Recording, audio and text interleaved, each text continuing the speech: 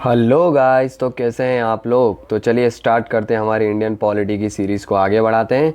And let me repeat again, हम यहाँ पर क्या कर रहे हैं, इंडियन पॉलिटी की जो लेटेस्ट 7th एडिशन है किसकी, एम लक्ष्मीकांत सर की, उसको क्या कर रहे हैं यहाँ पर ग्रेटर डिटेल में कवर कर रहे हैं। ऑलरेडी हम 1 to 20 चैप्टर्स देख चुके हैं लेटेस्ट अपडेट के साथ ग्रेटर डिटेल में, जिसके लिए हमने अराउंड 55 से लेके 56 लेक्चर्स के अंदर ये चीज़ें जो हैं 1 to 20 चैप्टर कवर किए हैं। अगर इन चैप्टर्स में आपको कोई भी कन्फ्यूज़न है तो प्लीज़ आप रेफ़र कर सकते हैं इसी चैनल पे। आपको कंप्लीट इंडियन पॉलिटी की सीरीज़ मिल जाएगी, प्लेलिस्ट मिल जाएगी, मैं आपको डिस्क्रिप्शन में भी प्रोवाइड करा दूंगा, तो please refers to it. Alright, तो आज हम जिस चैप्टर का स्टार्ट करने जा रहे हैं वो है चैप्टर हमारा 21, that is central council of ministers. Alright, चलिए स्टार्ट करते हैं। फर्स्टली अगर हम बात करें कि council of minister, central council of minister क्या होते हैं, तो देखिए हम जानते हैं कि कॉन्स्टिट्यूशन ऑफ इंडिया जो है वो क्या बात करता है हमारा, उसने हमें दिया है parliamentary system of the government. और ये पार्लियामेंट्री सिस्टम या पार्लियामेंट्री फॉर्म ऑफ गवर्नमेंट है वो कहाँ से लिया है हमने, कहीं ना कहीं ब्रिटिश पैटर्न से लिया है, क्योंकि ब्रिटिशर्स ने हमारे ऊपर क्या किया था, मोर देन 200 ईयर्स तक रूल किया था और हम बहुत ही फ्रेंडली थे, इसीलिए हमने क्या किया था, पार्लियामेंट्री सिस्टम एडॉप्ट किया था। और इसमें क्या होता है, council of minister headed by the prime minister, जो कि क्या होते हैं, ये रियल एग्जीक्यूटिव होते हैं। और इसको हमने आगे भी देखा था, क्या होते हैं, डी फैक्टो रूलर होते हैं, यानी कि एक्चुअल पावर किन के पास होती है, काउंसिल ऑफ मिनिस्टर्स के पास, जिनको हेड कौन करते हैं, प्राइम मिनिस्टर करते हैं। और यही होते हैं real executive authority, de facto rulers of the political administrative system of India. The principle of the parliamentary system अगर हम बात करें तो वो क्या है, डिटेल में तो नहीं दिए गए कि किस टाइप की पार्लियामेंट्री सिस्टम होनी चाहिए, वो सारी चीज़ें डिटेल में कॉन्स्टिट्यूशंस के अंदर रिमेंबर नहीं दी गई है। बट कुछ ऐसे आर्टिकल्स हैं, जैसे कि हम बात करें आर्टिकल 74, आर्टिकल 75, ये आर्टिकल्स क्या बात करते हैं, ये लोग एक ब्रॉडर स्केची व्यू देते हैं जनरल मैनर में कि भाई हाँ, इंडियन कॉन्स्टिट्यूशन क्या कर रहा है, कहीं ना कहीं पार्लियामेंट्री फॉर्म ऑफ गवर्नमेंट की बात कर रहा है, यानी कि ब्रॉडर वे में ये आर्टिकल एक्सप्लेन करते हैं। बट ऐसा इन डिटेल प्रोविजन कॉन्स्टिट्यूशन में एज सच नहीं है। जैसे कि बात करें हम आर्टिकल 74 की, तो वो क्या बात करते हैं कि what are the status of council of minister in case of India. Article 75 क्या बात करता है, देख the appointment, tenures, responsibilities, qualification, oath, salaries, allowances, so on so of the council of minister or the minister. Alright, तो एक brief सा overview है। इसके बाद अगर मेन हम टॉपिक्स की बात करें तो वो है कॉन्स्टिट्यूशनल प्रोविज़न। अगर कॉन्स्टिट्यूशनल प्रोविज़न की बात करें तो सबसे पहले हम बात करते हैं आर्टिकल 74 की। आर्टिकल 74 किसके बारे में बात करता है, council of minister to aid and advise the president. अगर हम बात करें exact wording of the constitution article 74 की क्या लिखी गई है कॉन्स्टिट्यूशन में, so there shall be a council of minister with a prime minister at the head to aid and advise the president who shall act on the advice given by the Council of Minister headed by the Prime Minister. However, the President may require the Council of Minister to reconsider such a advice, and the President shall act in accordance with the advice tendered after such a reconsiderations. Meaning, council of minister headed by the prime minister, ये लोग क्यों होंगे, to aid and advise the president who shall act on the advice given by the council of minister headed by the prime minister. एक बार president क्या reconsider करने के लिए एडवाइस को दे सकते हैं इनको रिटर्न, बट रिटर्न जब आती है वो रिकंसिडर होने के बाद, तब president shall have to sign the और shall have to act on the recommendation given by the council of minister. Clear? And the advice tendered by the ministers to the president shall not be inquiry into any court. जो भी advice दी जाएगी council of minister के द्वारा किसी president को, वो advice जो है उसको कोई भी कोर्ट के अंदर इंक्वायरी नहीं किया जा सकता, ये भी रिमेंबर रखना है। क्लियर? तो ये आर्टिकल 74 बात करता है। आर्टिकल 75 की हम बात करते तो आर्टिकल 75 क्या बात करता है, तो other provision as a ministers. कौन कौन से अदर प्रोविजंस हैं, तो देखिए the prime minister shall be appointed by the president, president appoint करते, प्राइम मिनिस्टर वाले चैप्टर में हमने डिटेल में देखा था। और अदर मिनिस्टर वो भी कौन अपॉइंट करते, प्रेसिडेंट ही अपॉइंट करते, पर एडवाइस कौन देते, प्राइम मिनिस्टर। तो प्राइम मिनिस्टर की एडवाइस पे अदर मिनिस्टर जो है वो प्रेसिडेंट के द्वारा अपॉइंट किए जाते हैं, जिसको हम काउंसिल ऑफ मिनिस्टर बोलते हैं। Total number of the ministers हो गया इंक्लूडिंग प्राइम मिनिस्टर, याद रखा, council of minister plus prime minister, ये इनके टोटल नंबर जो है वो क्या है, 15% of the strength of the Lok Sabha से ज़्यादा नहीं होने चाहिए। Remember council of minister including prime minister, इनकी स्ट्रेंथ नंबर्स वो 15% of the overall strength of the Lok Sabha से ज़्यादा नहीं होने चाहिए। और ये चीज़ें इनिशियली कॉन्स्टिट्यूशन में नहीं थी, इसको लेटर ऑन ऐड किया गया था remember bye the 91st constitutional amendment act of 2003 में ये ऐड की गई थी, लिमिट ऑफ 15%। रिमेंबर यही लिमिट दिल्ली के लिए 10% है। जब हम बात करेंगे यूनियन टेरिटरीज़ की तब बात करेंगे, दिल्ली के लिए ओनली 10% है और पूरे इंडिया के लिए साथ ही साथ यानी हर एक स्टेट के लिए और पार्लियामेंट के लिए भी कितनी है 15% की लिमिट है। Remember this things. इसके अलावा अ मेंबर ऑफ एदर, किसी भी हाउस का मेंबर है, राज्यसभा का है या लोकसभा का है, किसी भी पॉलिटिकल पार्टी का मेंबर है, अगर वो डिस्क्वालीफाई हो जाता है on the grounds of the defection shall also be disqualified to appoint as a ministers. ये प्रोविजन भी कब ऐड किया गया था? By the 91st constitutional amendment act 2003। अगर मिनिस्टर जो है वो डिस्क्वालीफाई हो जाता है, किसी भी हाउस का हो, तो वो अगर मेंबर है वो डिस्क्वालीफाई हो जाता है किसी भी हाउस का, तो वो मिनिस्टर भी नहीं बन सकता। रिमेंबर दिस थिंग, ये भी बाद में ऐड किया गया था by the 91st constitutional amendment act 2003। Alright. इसके अलावा the minister shell hold the office during the pleasure of president. और ये प्लेजर ऑफ प्रेसिडेंट जो है वो पता है हमें पर्सनल प्लेजर नहीं है, वो प्लेजर किसका है? प्राइम मिनिस्टर का। प्राइम मिनिस्टर एडवाइस दे सकते हैं प्रेसिडेंट को कि काउंसिल ऑफ मिनिस्टर को हटा दो, ये भी हम देख चुके हैं। इसके अलावा the council of minister shall be collectively responsible to the Lok Sabha, ये भी देख चुके हैं। Council of minister collectively responsible किसके लिए है? लोकसभा के लिए। और इंडिविजुअल रिस्पॉन्सिबिलिटी किसके लिए है? तो इंडिविजुअल रिस्पॉन्सिबिलिटी है प्रेसिडेंट के लिए। क्लियर। साथ ही साथ प्रेसिडेंट जो है वो क्या करवाते हैं? एडमिनिस्टर करवाते हैं the oath and the oath of the office and the secrecy to the minister, ये चीज़ें भी कंफर्म है। इसके अलावा अगर बात करें कुछ और प्रोविजंस की बात करें तो minister who is not a member of the parliament can also become the ministers, but with in the 6 month उसे क्या करना होगा? एदर लोकसभा या राज्यसभा के मेंबर के रूप में इलेक्ट होके या तो फिर नॉमिनेट होके आना पड़ेगा। नॉमिनेट यानी कि 12 मेंबर है ना राज्यसभा में, लिटरेचर, आर्ट, सोशल सर्विस, इनके साइंस, सोशल सर्विस के लिए, तो ये नॉमिनेट भी हो सकते हैं और इलेक्टेड तो हो ही सकते हैं, राज्यसभा और लोकसभा दोनों में। तो इन दोनों में से कुछ भी होके क्या है 6 मंथ के अंदर अंदर उस मिनिस्टर को मेंबर बनना होगा, तभी वो मिनिस्टर जो है अपनी मिनिस्ट्री को कंटिन्यू रख पाएगा, नहीं तो ही और she shall cease to be a minister. उसे अपनी उसकी कुर्सी ऑटोमेटिकली खाली हो जाएगी 6 महीने के अंदर अगर वो मेंबर नहीं बना तो। इन सैलरी अलाउंसेस जो है इनके मिनिस्टर्स के कौन डिटरमाइन करती है? पार्लियामेंट डिटरमाइन करती है, ये भी हमें पता होना चाहिए। इसके बाद अगर हम बात करें आर्टिकल 77 की, तो आर्टिकल 77 बात करता है conduct of business of the government of India. तो देखिए ऑल द एग्जीक्यूटिव एक्शंस हमारी कंट्री के अंदर, देखिए सारे एग्जीक्यूटिव एक्शन जो हैं वो हमारी कंट्री के अंदर किसके नाम पे लिए जाते हैं? प्रेसिडेंट के नाम पे किए जाते हैं। Orders and the other instrument made and the executed in the name of the president shall be authenticated in such a manner that as may be specify in the rules of the made by the president. जो भी rules बनाए जाते हैं president of India के द्वारा, उसके द्वारा क्या चलता है? Business and the orders of the government चलता है।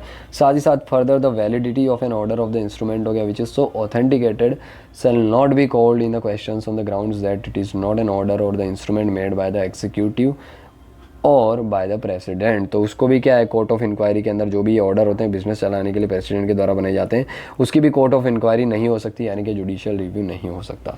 साथ ही साथ अगर कुछ और प्रोविजन की बात करें हम लोग, तो the president shell make the rules for the more convenient transactions of the business of the government of India and for the allocations among the ministers of the sad business. तो conduct of business rules भी कौन बना सकते हैं? President बना सकते हैं, ताकि गवर्नमेंट की बिजनेस जो है वो क्या हो? बहुत ही स्मूथली और सारी चीज़ें प्रॉपर मैनर में चलें।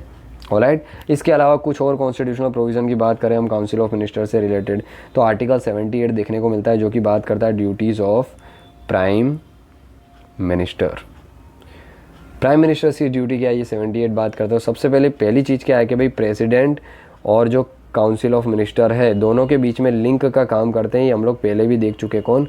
Prime minister. Council of minister के कोई भी डिसीजन है जो कि प्राइम मिनिस्टर ही हेड करते हैं, तो उसको इन्फॉर्मेशन प्रोवाइड करना प्रेसिडेंट को किसका काम है? प्राइम मिनिस्टर का काम है। कोई भी पार्लियामेंट का बिजनेस है उसकी इन्फॉर्मेशन देना किसका काम है? प्रेसिडेंट को। प्राइम मिनिस्टर का काम है। साथ ही साथ to furnish the such information related to the administration of the affairs of the union and the proposal for the legislation as the president may call for.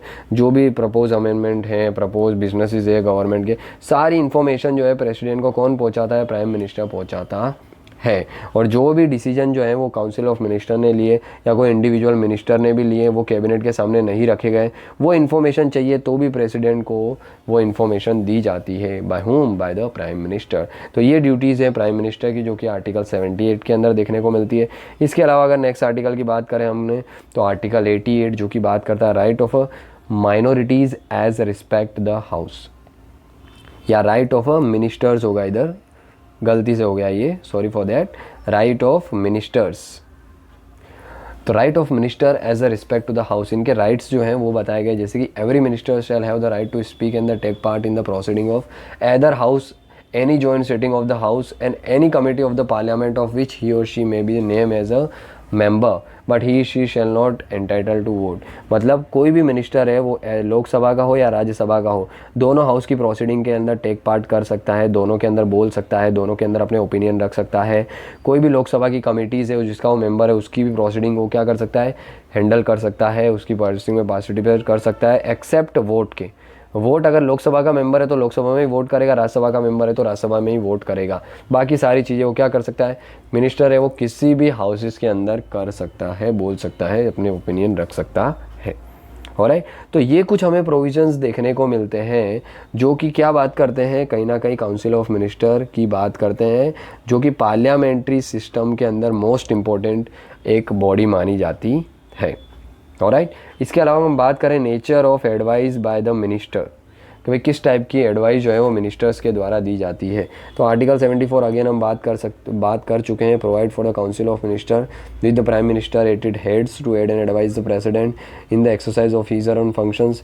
और इसी के साथ साथ हो गया था 42nd और रिमेंबर 44th जो कॉन्स्टिट्यूशनल अमेंडमेंट एक्ट किया गया था, उन्होंने क्या किया था कि भाई जो प्रेसिडेंट को क्या करेंगे, काउंसिल ऑफ मिनिस्टर जो है वो एडवाइस देंगे, इंक्लूडिंग प्राइम मिनिस्टर। वो एडवाइस जो है वो प्रेसिडेंट के ऊपर क्या होगी, बाइंडिंग होने वाली है। 42nd ने इंश्योर किया था, बट प्रेसिडेंट क्या कर सकते हैं, एक बार उसको रिकंसिडर के लिए भेज सकते हैं, और ये रिकंसिडर होकर वापस आती है प्रेसिडेंट के पास वही एडवाइस काउंसिल ऑफ मिनिस्टर की, तब वो क्या है, बाइंडिंग है कि उन्हें अपनी चीज़ें क्या करनी होगी, उन्हें एक्सेप्ट करनी ही होगी। ये चीज़ें कब ऐड की गई थी, बाय द 44th अमेंडमेंट। तो ये दोनों अमेंडमेंट इंपॉर्टेंट है, याद रखना। एडवाइस आई, बाइंडिंग है वो 42nd, एक बार रिटर्न कर सकते हैं रिकंसिडरेशन के लिए, वो कब, 44th कॉन्स्टिट्यूशनल अमेंडमेंट एक्ट। और साथ ही साथ the nature of the advice tendered bye the minister, जो भी मिनिस्टर्स एडवाइस देते हैं किसको, प्रेसिडेंट को, उसको कोर्ट ऑफ इंक्वायरी के अंदर क्या है, कोर्ट ऑफ इंक्वायरी के लिए नहीं रखा जा सकता, यानी कि वो एडवाइस को इंक्वायरी के तौर पे नहीं लिया जा सकता। कुछ केस की बात करें, इंपॉर्टेंट केस, तो एक इंपॉर्टेंट केस देखने को मिलता है हमें, UNR राव 1971 का केस है। इसके अंदर सुप्रीम कोर्ट ने क्लियर कर दिया था कि भाई अगर लोकसभा का डिसोल्यूशन हो जाता है ना, फिर भी काउंसिल ऑफ मिनिस्टर जो है वो अपनी ऑफिस को होल्ड कर सकते हैं, और ये क्या करेंगे, प्रेसिडेंट को सलाह करेंगे और प्रेसिडेंट इस सलाह के अकॉर्डिंग वर्क करेगा। तो डिसोल्यूशन ऑफ लोकसभा है, इसका मतलब ये नहीं है प्रेसिडेंट अपनी मनमर्जी से काम करेगा, नहीं। आर्टिकल 74 जो है ये क्लियर कट बोलता है कि there shall be a council of minister headed by the prime minister to aid and advise the president. इसका मतलब अगर काउंसिल ऑफ मिनिस्टर नहीं होंगे तो प्रेसिडेंट अपनी डिस्क्रिशन पावर के अकॉर्डिंग वर्क नहीं कर सकता है, ये वायलेशन होगा कॉन्स्टिट्यूशन का अंडर आर्टिकल 74। ये इस केस के अंदर क्लियर कट सुप्रीम कोर्ट ने कह दिया था। मतलब अगर लोकसभा डिसॉल्व हो गई तो भी काउंसिल ऑफ मिनिस्टर तो टेम्पररी पीरियड्स के लिए रहेंगे, ताकि वो प्रेसिडेंट को एड एंड एडवाइस दे सके और प्रेसिडेंट उस एडवाइस को माने। प्रेसिडेंट अपनी मर्जी से कुछ भी नहीं करेगा, रिमेंबर दिस थिंग्स। तो ये चीज़ें क्या है, क्योंकि आर्टिकल 74 क्लियर कट बोलता है कि council of minister headed by the prime minister to aid and advise the president. अगर ऐसा नहीं होगा तो 74 का क्या होगा, वायलेशन होगा और वो अनकॉन्स्टिट्यूशन हो जाएगा। तो ये चीज़ें UN राव के केस के अंदर क्या है, सुप्रीम कोर्ट ने क्लियर कर दी थी। इसके अलावा एक और केस हमें रेफरेंस में देखने को मिलता है, जो कि है शमशेर सिंह केस ऑफ 1974। इसके अंदर क्या बोला गया था कि सुप्रीम कोर्ट ने कहा था कि wherever for the constitution require the satisfaction of the president, the satisfaction is not the personal satisfaction of the president but the satisfaction of the council of minister with whom aid and on whose advice the president exercise his or her power in the function. मतलब ये 1974 का Shamsher Singh case था। इसमें parliament ने या फिर हम बोल सकते हैं सुप्रीम कोर्ट ने क्लियर कर दिया था कि भाई जो प्रेसिडेंट का सेटिस्फेक्शन है ना मिनिस्टर को हटाने में, प्राइम मिनिस्टर को अपॉइंट करने में, ये उनका पर्सनल सेटिस्फेक्शन नहीं है, ये सेटिस्फेक्शन है काउंसिल ऑफ मिनिस्टर का, जिनकी एडवाइस जो है उनको माननी ही होगी। तो ये सेकंड केस देखने को मिलता है हमको शमशेर सिंह केस। तो ये दो केस UN राव और शमशेर सिंह केस हमको याद रखने हैं और इनके अंदर क्या चीज़ें बताई गई थी ये भी क्या करनी है, हमें याद रखनी है। और राइट, इसके अलावा अगर हम बात करें अपॉइंटमेंट ऑफ द मिनिस्टर्स, हो गया मिनिस्टर्स को कौन अपॉइंट किया जाता है, तो ऑब्वियसली प्राइम मिनिस्टर को सबसे पहले तो कौन अपॉइंट करते हैं, प्रेसिडेंट, हम देख चुके हैं लास्ट में। और प्रेसिडेंट को फिर प्राइम मिनिस्टर क्या करते हैं, एडवाइस देते हैं, और फिर प्रेसिडेंट क्या करते हैं, अदर काउंसिल ऑफ मिनिस्टर्स को भी क्या करते हैं, अपॉइंट करते हैं। तो प्रेसिडेंट सिर्फ उन्हीं को काउंसिल ऑफ मिनिस्टर्स अपॉइंट करेंगे, यानी डिफरेंट मिनिस्ट्री अलोकेट करेंगे जो प्राइम मिनिस्टर ने उनको सलाह दी होगी, अपनी मर्जी से वो क्या है अपॉइंटमेंट नहीं कर सकते। और यूजुअली क्या होते हैं, जो MPs होते हैं, मेंबर ऑफ पार्लियामेंट्स होते हैं, लोकसभा के ले लो या राज्यसभा के ले लो, यही लोग क्या है काउंसिल ऑफ मिनिस्टर के तौर पे अपॉइंट किए जाते हैं। इसका मतलब ये नहीं है कि लोकसभा का मेंबर ही होना चाहिए मिनिस्टर बनने के लिए, नहीं, नॉन मेंबर जो है यानी कि नॉन MP है वो भी क्या कर सकता है, मेंबर हो सकता है, बट विद इन 6 months ही और she has to be either elected और nominated in any of the house, Lok Sabha या राज्यसभा किसी में भी, या तो इलेक्ट होके आओ या नॉमिनेट होके आओ, तभी तुम अपनी मिनिस्ट्री को कंटिन्यू कर पाओगे, नहीं तो तुम्हारी ऑफिस खाली हो जाएगी अगर 6 महीने के अंदर अंदर मेंबर नहीं बने तो। साथ ही साथ minister who is a member of the one house of the parliament has the right to speak, again हम देख चुके हैं भाई लोकसभा का मेंबर हो या राज्यसभा का मेंबर हो, दोनों मेंबर एक दूसरे के हाउस में जा सकते हैं, प्रोसीडिंग में पार्टिसिपेट कर सकते हैं, अपनी बातें रख सकते हैं, डिबेट डिस्कशंस कर सकते हैं, except right to vote Lok Sabha का मेंबर है तो लोकसभा में ही करेगा, राज्यसभा का मेंबर है तो राज्यसभा में ही करेगा। ऑलराइट, तो ये अपॉइंटमेंट से रिलेटेड कुछ प्रोविजन देखने को मिलते हैं कॉन्स्टिट्यूशन में। इसके अलावा हम बात करें oath and the salaries of the ministers, तो ये क्या है, तो सबसे पहले देखिए ओथ, तो कोई भी मिनिस्टर है अपनी ऑफिस में जाने से पहले क्या लेता है, ओथ ऑफ ऑफिस लेता है और ओथ ऑफ सीक्रेसी लेता है। और ये चीज़ें हम लास्ट लेक्चर्स के अंदर में, लास्ट चैप्टर में भी डिटेल में डिस्कस कर चुके हैं क्या क्या होती है। To bear the true faith and the allegiance to the constitution, to uphold the sovereignty and the integrity of India, to faithfully and consequently discharge the duties of his or her office, and to do the right to all the manners of the people in accordance with the constitutions and the law, without fear and the favor of the affections. In his or her oath of the secrecy, when the minister swears that he or she will not directly or indirectly communicate or reveal any of the person, any matter okay, that is brought under him her as a union minister, except as may be required for the due discharge of his or her duty as a such of minister। तो oath of secrecy भी ली जाती है कि भाई oath of secrecy ये होती है कि कोई भी इन्फॉर्मेशन उसके पास आएगी एज अ मिनिस्टर तो वो इन्फॉर्मेशन को रिवील नहीं करेगा, खास करके ऐसी जो हमारी सिक्योरिटी सोवरेनिटी के लिए इंपॉर्टेंट हो और जो लोगों को जानना बहुत ज़्यादा इंपॉर्टेंट ना हो, तो ऐसी सीक्रेट इन्फॉर्मेशन को रिवील नहीं करना, वो भी किस में आती है, oath and affirmations of the ministers में ही आती है। क्लियर है। सेम अगर कुछ एग्जांपल की बात करें तो 1990 के अंदर देवीलाल की हम बात करें, देवीलाल ने ओथ ली थी as a deputy prime minister. इसको चैलेंज किया गया था कि भाई ये अनकॉन्स्टिट्यूशनल है क्योंकि कॉन्स्टिट्यूशन में ओनली प्राइम मिनिस्टर और मिनिस्टर के ओथ के रिगार्डिंग चीज़ें लिखी गई है, डेप्यूटी प्राइम मिनिस्टर के लिए तो नहीं लिखी गई है। तो सुप्रीम कोर्ट ने इसको क्या किया था, अपहेल्ड किया था, यानी कि साइडलाइन किया था। उन्होंने कहा था कि ये चीज़ें जो है डेप्यूटी प्राइम मिनिस्टर की ओथ जो है वो भी वैलिड है।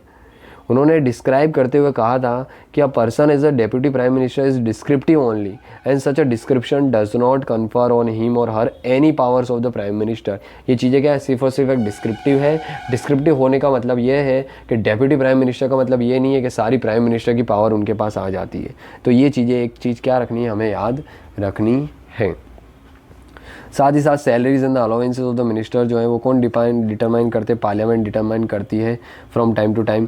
और a minister get the salary and the allowances that are payable to the member of parliament, वही चीज़ें होती है। एडिशनली कुछ और भी चीज़ें मिनिस्टरों को मिल जाती है, एमपी को मिलती है वो चीज़ें तो मिलती है, इसके एक्स्ट्रा में कुछ और भी क्या है, एम्यूलमेंट्स मिल जाते हैं, जैसे सम्चुअरी अलाउंसेस मिल जाते हैं अकॉर्डिंग टू हीज और सम्चुअरी यानी कि ऑफिशियल एंटरटेनमेंट के लिए जो भी अलग से पैसे मिलते हैं वो सारे according to rank. Free accommodation मिलता है, ट्रैवलिंग अलाउंसेस मिलते हैं, मेडिकल फैसिलिटीज़ मिलती है। 2001 के अंदर ये सम्चुरी अलाउंसेस जो हैं वो प्राइम मिनिस्टर का 1500 से बढ़ा के 3000 कर दिया था पर मंथ, कैबिनेट मिनिस्टर का 1000 से बढ़ा के 2000 कर दिया था, और मिनिस्टर ऑफ स्टेट का 500 से बढ़ा के 1000 कर दिया था, और डेप्यूटी मिनिस्टर का 300 से बढ़ा के 600 कर दिया था पर मंथ। तो ये सैंक्चुरी अलाउंस जो है ऑफिशियल एंटरटेनमेंट के लिए पैसे दिए जाते हैं, वो चीज़ें भी क्या की गई थी, बढ़ा दी गई थी।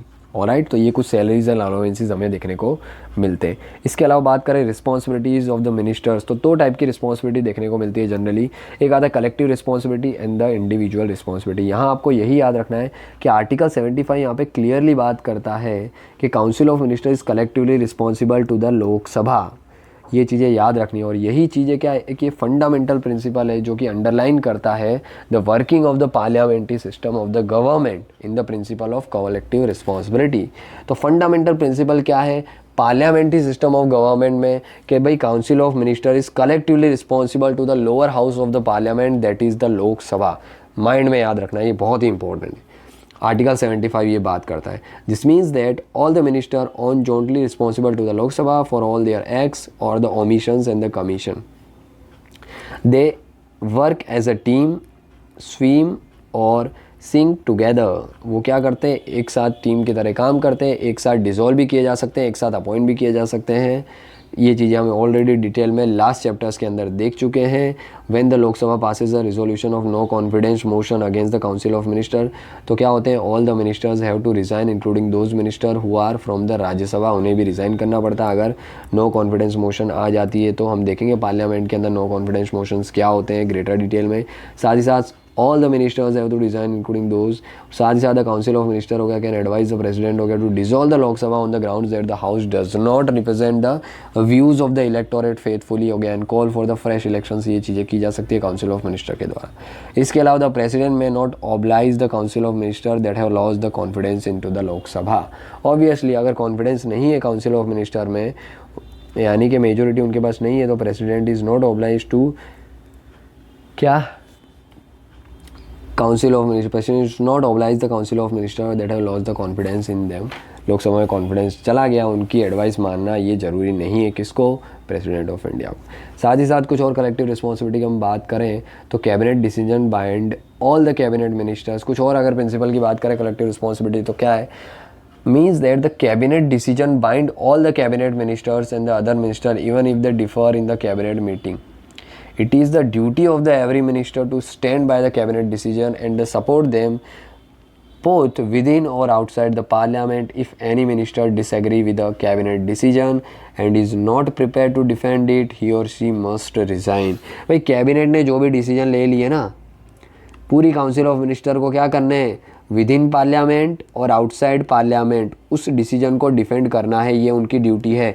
अगर ऐसा नहीं करते तो भाई रिज़ाइन कर दो, क्योंकि कैबिनेट के डिसीजन जो है वो क्या होते हैं काउंसिल ऑफ मिनिस्टर में कहीं ना कहीं बाइंडिंग होते हैं। हम ऐसा बोल सकते हैं पार्लियामेंट्री सिस्टम में ये चीज़ें फिक्स हैं। कुछ ऐसे मिनिस्टर हैं जिन लोगों ने क्या किया, काउंसिल ऑफ मिनिस्टर जो हैं वो कैबिनेट के डिसीजन से प्रभावित नहीं थे तो उन्होंने रिज़ाइन किया। जैसे कि हम बात करते हैं डॉक्टर अम्बेडकर, डॉक्टर भीमराव अंबेडकर, उन्होंने क्या किया, डिसएग्री थे वो कैबिनेट के डिसीजन से कि भाई हिंदू कोड बिल लेके आए थे 1953, उसमें क्या थे, डिसएग्री थे वो कैबिनेट के डिसीजन से, तो उन्होंने क्या किया, रिज़ाइन किया।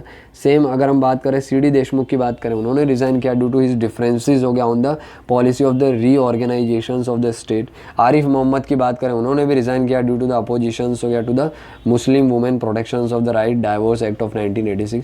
तो ये कुछ अम्बेडकर, सी डी देशमुख, आरिफ मोहम्मद, ये कुछ ऐसी पर्सनालिटीज़ है जिन्होंने क्या किया, कैबिनेट के डिसीजन से ये लोग एग्री नहीं थे बट काउंसिल ऑफ मिनिस्टर का पार्ट थे, तो एग्री नहीं थे तो ऑब्वियसली क्या है, इनको रिज़ाइन करना पड़ा और इन्होंने खुद ही रिज़ाइन कर दिया वॉलंटरीली। ठीक है, तो ये देखने को मिलती है हमको कलेक्टिव रिस्पॉन्सिबिलिटीज़। इसके अलावा अगर हम बात करें इंडिविजुअल रिस्पॉन्सिबिलिटी, तो इंडिविजुअल रिस्पॉन्सिबिलिटी याद रखना, अगेन आर्टिकल 75 बात करता है कि भाई individual minister is responsible to the president, यानी कि प्रेसिडेंट उनको रिमूव भी कर सकते हैं, अपॉइंट भी कर सकते हैं, पर अगेन इनका खुद का प्लेजर नहीं है, प्राइम मिनिस्टर सलाह देते हैं। बट इतना याद रखना कि individually ministers are responsible to the president and collectively responsible to the Lok Sabha. Article 75 also contain the principles of the individual responsibilities. It states that the minister hold the office during the pleasure of the president, which means that the president can remove a minister even at the time हो गया when the council of minister enjoy the confidence of the Lok Sabha. However, the president removes a minister only on the advice of the prime minister, हम सभी को पता है। Alright, इसके अलावा in case of a difference of the opinions In the case of the difference of opinion or the dissatisfactions with the performance of the ministers, the prime minister can ask him to resign or the advise to, ये तो चीज़ें पता ही है हमको कि prime minister को ऐसा लगता है कि भाई ये काउंसिल ऑफ मिनिस्टर में ये मिनिस्टर है वो क्या है, हमारी एडवाइस के अकॉर्डिंग नहीं चल रहा है, तो प्राइम मिनिस्टर किसको बोलते हैं, प्रेसिडेंट को बोलते हैं भाई इसको क्या करो, रस्टिकेट कर दो, या इसको बोला जाता है भाई तू रिज़ाइन कर दे, या इसको बोला जाता है भाई तू रिज़ाइन कर दे, कोई भी एक पर्टिकुलर मिनिस्टर या जितने भी मिनिस्टर हो तो ऑटोमेटिकली क्या कर देते हैं, रिज़ाइन कर देते हैं। And the prime minister can ensure the realisation of the rule of the collective responsibility हो गया। In this context doctor Bhimrao Ambedkar ने क्या कहा था, collective responsibility can be achieve only through the instrumentalities of the prime minister. Therefore, unless and until we create that office and endow that the office with the statutory authority to nominate and dismiss the ministers, there can be no collective responsibilities. Alright? इसके अलावा अगर हम बात करें individual के अलावा no legal responsibility की बात करें तो देखिए ये नो लीगल रिस्पॉन्सिबिलिटी किसके लिए, इंडियन काउंसिल ऑफ मिनिस्टर्स के लिए है। इन इंडिया के अंदर हम बात करें तो यहाँ पे क्या देखने को मिलता है, ऐसा कोई लीगल रिस्पॉन्सिबिलिटी कॉन्स्टिट्यूशंस के अंदर मेंशन नहीं है।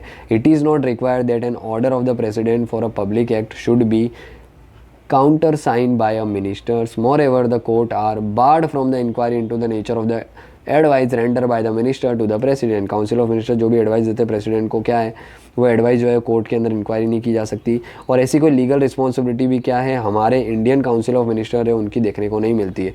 तो ये फिर क्यों बात की जा रही है, तो बात इसीलिए की जा रही है क्योंकि ब्रिटेन के अंदर ये देखने को मिलती है कि every order of the king for the any public act is countersign by the minister. भाई ब्रिटेन में क्या है, मोनार्की है, कॉन्स्टिट्यूशनल मोनार्की है, तो ब्रिटेन के अंदर जो किंग है वो क्या है, कोई भी ऑर्डर इशू करते हैं तो उसको साइन किया जाता है किसके द्वारा, काउंसिल ऑफ मिनिस्टर के द्वारा, और उनकी लीगल रिस्पॉन्सिबिलिटी बन जाती है। अगर वो चीज़ें वायलेट होती है तो उनको लीगली पनिशमेंट भी मिलती है। The legally accepted phrase to the Britain is the king can do no wrong, hence he और she can not be sue in any court. Clear? And if the order in the violations of any law, the minister would be held responsible and would be liable in the court. तो minister, council of minister Britain के अंदर क्या है, court के अंदर अगर वो order जो है उसका वायलेशन होता है जो कि किंग ने इशू किया था, जिसको साइन किया था मिनिस्टर्स ने, वो लॉ का क्या होता है, वायलेशन होता है, तो उनको कोर्ट के अंदर क्या है, पनिश किया जा सकता है मिनिस्टर को। पर इंडिया के अंदर ऐसा कुछ देखने को नहीं मिलता है। तो ये तीन टाइप की हमें क्या देखने को मिलती है, responsibilities of the ministers. Alright, इसके अलावा हम कंपोजिशंस की बात करें काउंसिल ऑफ मिनिस्टर की, तो मैं आपको शॉर्ट में बता देता हूँ। देखिए, सबसे ऊपर होते हैं प्राइम मिनिस्टर, और प्राइम मिनिस्टर को एड एंड एडवाइस करने के लिए होती है काउंसिल ऑफ मिनिस्टर। इसी काउंसिल ऑफ मिनिस्टर के अंदर अलग अलग तीन टाइप के क्या होते हैं, पार्ट होते हैं, मिनिस्टर्स होते हैं। सबसे ऊपर की बात करें हम तो होते हैं कैबिनेट मिनिस्टर, सबसे टॉप लेवल के मिनिस्टर्स होते हैं कैबिनेट मिनिस्टर। इसके बाद देखने को मिलते हैं हमको मिनिस्टर्स ऑफ स्टेट, और देखने को मिलते हैं यहाँ पे deputy minister. Minister of state में भी दो होते हैं, एक तो इंडिपेंडेंट चार्जेस के साथ होते हैं, एक ओनली होते हैं मिनिस्टर ऑफ स्टेट। क्लियर है? तो ये चीज़ याद रखना, काउंसिल ऑफ मिनिस्टर में से ही कैबिनेट मिनिस्टर भी निकल के आते हैं, मिनिस्टर ऑफ स्टेट भी निकल के आते हैं, डेप्यूटी मिनिस्टर्स भी निकल के आते हैं, और मिनिस्टर ऑफ स्टेट के अंदर से ही minister of state with independent charges भी निकल के आते हैं, और minister of state with the not independent charge, यानी कि क्या होते हैं, ये कैबिनेट मिनिस्टर के अंडर ही आते हैं, ये भी देखने को मिलते हैं। सबसे पहले हम बात करते हैं कैबिनेट मिनिस्टर के। सबसे टॉप लेवल के सबसे पावरफुल मिनिस्टर्स होते हैं कैबिनेट मिनिस्टर्स। प्राइम मिनिस्टर जो है वो अपने कैबिनेट में क्या करते हैं, इन मिनिस्टर्स को इंक्लूड करते हैं। जैसे कि अगर हम प्रेजेंटली बात करें तो डिफेंस मिनिस्ट्री, होम मिनिस्ट्री, फिर फाइनेंस मिनिस्ट्री की बात करें, एक्सटर्नल अफेयर्स मिनिस्ट्री की बात करें, ये सब जनरली और भी हैं, बट ये सारे जनरली क्या है, टॉप मोस्ट मिनिस्टर्स है जिनको कैबिनेट के अंदर शामिल किया गया प्राइम मिनिस्टर ने, जो कि काउंसिल ऑफ मिनिस्टर का ही पार्ट होते हैं, बट टॉप मोस्ट मिनिस्टर्स होते हैं। ऑब्वियसली ये काउंसिल ऑफ मिनिस्टर 15% है, हमें पता है, और 15% ऑफ लोकसभा की सीटें कितनी होती है लगभग, बताओ आप। चलो 543 की बात करें 10%, यानी कि 55 तो 10% होता है, और 15% की बात करें यानी 78 के समथिंग। अब 80 मिनिस्टर्स को हर एक मीटिंग में थोड़ी बुलाएंगे प्राइम मिनिस्टर, यार ये डिसीजन लेना डिबेट डिस्कशन करेंगे फिर डिसीजन लेंगे, नहीं, ये पॉसिबल नहीं है ना। इसीलिए कुछ टॉप लेवल की मिनिस्ट्रीज जो हैं उनको क्या कर लिया जाता है, कैबिनेट मिनिस्टर बना दिया जाता है, और वो क्या करती है, फिर ये चीज़ें आगे लेके चलती है। मिनिस्टर ऑफ स्टेट की बात करें, इंडिपेंडेंट चार्ज वाले होते हैं, उनको क्या किया जाता है, कुछ मिनिस्ट्री के विद इन द मिनिस्ट्री के अंदर क्या है, कुछ डिपार्टमेंट्स दे दिए जाते हैं और उसको क्या करते हैं, वो इंडिपेंडेंटली संभालते हैं। Minister of state without independent charge वो क्या करते हैं, वो अपनी रिपोर्टिंग कैबिनेट मिनिस्टर को करते हैं। अपने डिपार्टमेंट की रिपोर्टिंग किसको करते हैं, कैबिनेट मिनिस्टर को करते हैं। और कैबिनेट मिनिस्टर क्या है, फिर अगर फर्दर वो प्राइम मिनिस्टर के पास लेके जाता है। डेप्यूटी मिनिस्टर की बात करें, वो क्या करते हैं, ऐसे कोई कैबिनेट का पार्ट होते नहीं है ये लोग, कैबिनेट का तो पार्ट ये भी नहीं होते हैं मिनिस्टर ऑफ स्टेट। ये डेप्यूटी मिनिस्टर क्या करते हैं, मिनिस्टर जो हैं इन सभी को क्या करते हैं, असिस्ट करते हैं। इनको किसको रिपोर्ट करते हैं, कैबिनेट मिनिस्टर को जनरली रिपोर्ट करते हैं। ऑलराइट, तो ये सारे कंपोजिशंस देखने को मिलते हैं हमको किनके, काउंसिल ऑफ मिनिस्टर्स के। ऑलराइट, तो ये थे compositions of the council of ministers, जिसके अंदर मैंने जैसा आपको बताया, आप एक बार देख सकते हैं यहाँ पे टेबल 21.1 के अंदर आपको दिया हुआ है कि काउंसिल ऑफ मिनिस्टर्स क्या होते हैं और उनके अंदर ही उनमें से ही जो कैबिनेट मिनिस्टर्स होते हैं वो क्या होते हैं। लार्जर बॉडी होती है, स्मॉलर बॉडी होती है, ये मोर क्या होती है, लेस पावरफुल होती है, मोर पावरफुल होती है। इसके अंदर क्या होते हैं, मेंबर्स ज़्यादा होते हैं, इसके अंदर मेंबर्स कम होते हैं, कम इम्पोर्टेंस होती है, ये मोस्ट इम्पॉर्टेंट होती है। ज़्यादातर डिसीजन जो है वो इस लेवल पे ज़्यादा लिए जाते हैं, इस लेवल पे कम लिए जाते हैं। ये सारी चीज़ें क्या की गई है, आपको यहाँ पर टेबल के अंदर इंडिकेट कर दिए। आप एक बार इसको गो थ्रू होइएगा। ऑलराइट, इसके बाद अगर नेक्स्ट टॉपिक की बात करें, हम छोटे से टॉपिक्स और हैं, एक दो टॉपिक्स, जैसे कि बात करते हैं council of minister versus cabinet. Again 21.1 के अंदर आपको फुल्ली डिटेल में दी गई है चीज़ें कि कैबिनेट जो है वो कितनी पावरफुल होती है, जबकि काउंसिल ऑफ मिनिस्टर जो है वो सेकेंडरी पावरफुल देखने को मिलती है। वापस अगर मैं एक डायग्राम हो तो प्राइम मिनिस्टर के अंडर होती है entire council of minister. Council of minister generally उसके अंदर पाए जाने वाले जो मेंबर्स होते हैं वही होते हैं कैबिनेट का पार्ट, कुछ होते हैं मिनिस्टर ऑफ स्टेट, कुछ होते हैं minister of state with independent charges और कुछ होते हैं डेप्यूटी मिनिस्टर। सबसे पावरफुल्स कौन होते हैं, प्राइम मिनिस्टर, उनकी कैबिनेट, उससे कम पावरफुल ये तो क्या करते हैं, इनको डायरेक्ट रिपोर्ट करते हैं। ये क्या करते हैं, कैबिनेट मिनिस्टर को असिस्ट करते हैं, ये डेप्यूटी मिनिस्टर्स। और ये मिनिस्टर ऑफ स्टेट होते हैं, ये क्या होते हैं, इंडिपेंडेंट चार्ज वाले होते हैं, उनको इंडिपेंडेंट कुछ डिपार्टमेंट दे दिए जाते हैं। जबकि मिनिस्टर ऑफ स्टेट जो होते हैं वो लोग क्या करते हैं, कैबिनेट मिनिस्टर को डायरेक्टली रिपोर्ट करते हैं। और आपको ऑलरेडी टेबल के अंदर ये चीज़ें ग्रेटर डिटेल में दी गई है। ऑलराइट, इसके बाद बात करें role of cabinet, most important body, most powerful body है। देखिए इसका रोल क्या होता है, ये एक हाईएस्ट डिसीजन मेकिंग अथॉरिटी देखने को मिलती है हमारे पॉलिटिकल एडमिनिस्ट्रेटिव सिस्टम के अंदर। It is the chief policy formulating body of the central government. It is the supreme executive authorities of the central government हो गया, chief coordinators of the central administration, advisory body of the president, it is chief crisis managers and thus deals with all the emergency situation. साथ ही साथ deals with all the major legislative and the financial matter. Also it exercises the control over the higher appointments like the constitutional authorities, जैसे कि CAG हो गया, जैसे कि हम बात करें तो इलेक्शन कमीशन ऑफ इंडिया हो गया, so on and so fourth. साथ ही साथ it deals with all the foreign policies and the foreign affairs matters. तो ये सारे इंपॉर्टेंट मैटर्स है देश के अंदर। सबसे टॉप लेवल की बॉडीज़ है, सबसे पावरफुल बॉडी तो वो क्या देखने को मिलती है, कैबिनेट, जो कि headed by the prime minister. Alright, तो ये सारे कुछ रोल देखने को मिलते हैं हमको किसके, कैबिनेट के। रोल डिस्क्रिप्शंस की बात करते हैं, इनके रोल पे कुछ ऐसे पॉलिटिकल कमेंटेटर्स है, पॉलिटिकल साइंटिस्ट है, कॉन्स्टिट्यूशनल एक्सपर्ट है, ये सारे जिन्होंने क्या किए हैं, अलग अलग कमेंट किए हैं on the role of the cabinet in the Britain holds good in the Indian context also. हम बोल सकते हैं कहीं ना कहीं ये ब्रिटेन की पार्लियामेंट के लिए कमेंट किए, जो कि इंडिया के लिए भी कहीं ना कहीं फिट बैठता है, क्योंकि यहाँ पे भी कैबिनेट क्या है, मोस्ट इंपॉर्टेंट और पावरफुल बॉडी देखने को मिलती है। रामसे म्यूयर ने क्या कमेंट किया है, the cabinet is the steering wheel of the ship of the state. Lowell ने कहा है the cabinet is the keystone of the political arch. Sir John Marriott का कहना है the cabinet is the pivot around which the whole political machinery revolves.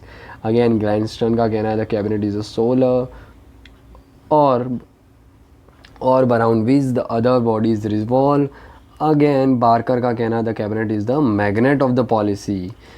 बागहेड का कहना है the cabinet is the hyphen that joins the buckle that binds the executive and the legislative department together. Sir Ivor Jennings का कहना है the cabinet is the core of the British constitutional system, it provides the unity to the British system of the governance. L S. Amery का कहना है the cabinet is the central directions instruments of the government. तो अगर cabinet के ऊपर आपको कुछ descriptions में लिखना है तो आप कुछ इनमें से इंपॉर्टेंट कमेंटेटर्स हैं उनकी कमेंट लेके स्पेसिफाई कर सकते हैं, तो आपके आंसर क्या होंगे, मेंस के आंसर और भी एनहांस हो सकते हैं। तो the position of the cabinet in the British government has become the so strong that the Ramsay Muir जो है उन्होंने क्या कहा है, डिक्टेटरशिप ऑफ द कैबिनेट कहा है ब्रिटिश के कॉन्टेक्स्ट में, और इंडिया के अंदर भी वही हम बोल सकते हैं cabinet most important powerful body है। उनकी एक बुक देखने को मिलती है हमें रामसे मूर की, हाउ ब्रिटेन इज़ गवर्न। उसमें वो लिखते हैं कि a body which wield such a powers as this may fairly be describe as the omnipotent in the theory, however incapable it may be of using its omnipotence. Its positions whenever it commands a majority is a dictatorship only qualified by the publicity. This dictatorship is far more absolute than it was 2 generations ago. The same description हम बोल सकते हैं India की Indian context में भी applicable होता है कि कैबिनेट कितनी पावरफुल बॉडी है। ऑलराइट, और लास्ट टॉपिक की अगर हम बात करें तो ये टॉपिक हमें देखने को मिलता है किचन कैबिनेट। किचन कैबिनेट क्या होती है, तो भाई हमने देखा कैबिनेट सबसे इम्पोर्टेंट बॉडी जो कि प्राइम मिनिस्टर उनको चेयर करते हैं। अभी कैबिनेट के अंदर हमें पता है कुछ इंपॉर्टेंट मिनिस्टर्स होते हैं, जैसे कि अगर इंडिया के कॉन्टेक्स्ट में बात करें तो ministry of home affairs, ministry of finance, ministry of external affairs, ministry of defence, ऐसी कुछ मिनिस्ट्रीज़ है जो कैबिनेट का पार्ट है। बट ये कैबिनेट के अंदर से भी क्या होती है, कुछ इंपॉर्टेंट डिसीजन मेकिंग बॉडीज़ होती है, जैसे कि तो कैबिनेट के अंदर भी कुछ हाईएस्ट डिसीजन मेकिंग बॉडी देखने को मिलती है जिसको हम क्या बोल देते हैं, किचन कैबिनेट कहते हैं। ये कई बार क्या होती है, रियल सेंटर ऑफ पावर जो है ये किचन कैबिनेट के अंडर देखने को मिलती है, क्योंकि कैबिनेट में भी लेट से 2-3 मिनिस्टर इसमें से ले लिए, कुछ बाहर के। आप देखिए कैबिनेट मिनिस्टर जो हैं वो सिर्फ और सिर्फ मिनिस्टर्स के, देखिए किचन कैबिनेट जो है वो सिर्फ और सिर्फ कैबिनेट के मिनिस्टर्स में से ही लिए जाते हैं, ऐसा नहीं है। कुछ कैबिनेट के मिनिस्टर हो सकते हैं, कुछ प्राइम मिनिस्टर्स के बहुत ही क्लोज इन्फ्लुएंशियल पर्सन भी हो सकते हैं, क्लोज इन्फ्लुएंशियल कलीग भी हो सकते हैं, लाइक आउटसाइडर्स, लाइक द उनके फ्रेंड्स भी हो सकते हैं, फैमिली मेम्बर्स भी हो सकते हैं जिनको नॉलेज है जो कि बहुत ही इंपॉर्टेंट उनके डिसीजन मेकिंग में वर्क कर सकते हैं। ये सब भी क्या है, किचन कैबिनेट का पार्ट हो सकते हैं। और ये क्या है, अनऑफिशियल है, अनऑफिशियल बॉडी देखने को मिलती है जिसके अंदर सिर्फ और सिर्फ कैबिनेट मिनिस्टर ही नहीं, आउटसाइडर भी जो कि क्लोज हैं प्राइम मिनिस्टर के, इंपॉर्टेंट है एडमिनिस्ट्रेशंस के लिए, उनकी सलाह भी लेके यहाँ पे डिसीजन लिए जा सकते हैं। हर एक प्राइम मिनिस्टर की हमारे इंडिया के अंदर क्या है, कुछ इनर कैबिनेट देखने को मिली थी। हम इसको बोल सकते हैं कि कैबिनेट क्या है, सर्कल, सर्कल के अंदर भी एक सर्कल है जो क्या है, किचन कैबिनेट है। जैसे कि इंदिरा गांधी जो है उनका भी इनर सर्कल, इनर कैबिनेट देखने को मिलती है जिसको किचन कैबिनेट कहा करती थी, जो कि मोस्ट पावरफुल बॉडी हुआ करती थी। और the prime minister have resorted to device of the inner cabinet extra constitutional body due to its merit, namely क्या क्या मेरिट्स हो सकते हैं, it being a smaller unit होती है, सबसे सीधी बात है कैबिनेट से भी स्मॉलर यूनिट होती है, तो much more efficient decision making देखने को मिलती है, फास्टर डिसीजन मेकिंग देखने को मिलती है, more expeditiously than the large cabinet देखने को मिलती है, more often in the deal with the business हो गया, it helps the prime minister in the maintaining the secrecy हो गया in making the decision on the important political issue. However it has some demerits also. क्या demerits है kitchen cabinet के, कि it reduces the authorities and the status of the cabinet as the highest decision making. फिर cabinet को sideline कर दिया आपने, obviously उसकी अथॉरिटी को कम किया है।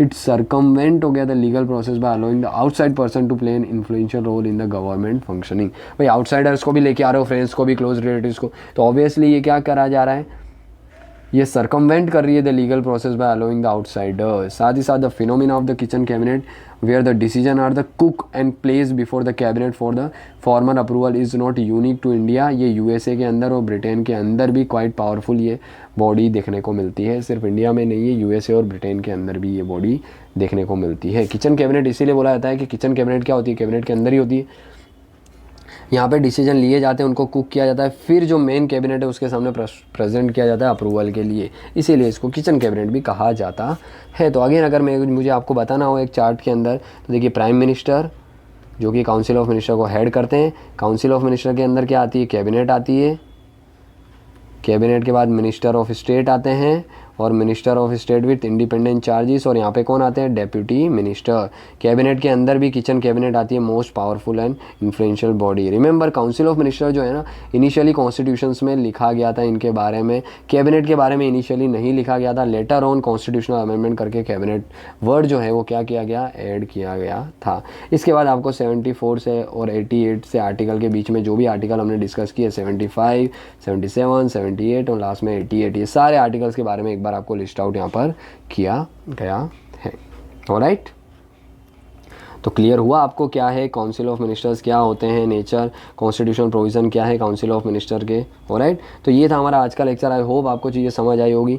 प्लीज़ अगर समझ आई है, आपका कॉन्सेप्ट क्लियर हुआ है, तो वीडियो को लाइक करिए, शेयर करिए और सब्सक्राइब कर लीजिए चैनल पे नए हैं तो आप, ताकि हम क्या कर सकें, हम हमारे इस इनिशिएटिव को ज़्यादा से ज़्यादा एस्पिरेंट्स के पास पहुंचा सकें, और जब सोसाइटी इसके अंदर अवेयरनेस फैलेगी तभी ये सोसाइटी जो है उसमें चेंजेस आ सकेंगे। ऑलराइट, तो चलिए मिलते हैं इसी के साथ नेक्स्ट लेक्चर में, तब तक के लिए जय हिंद।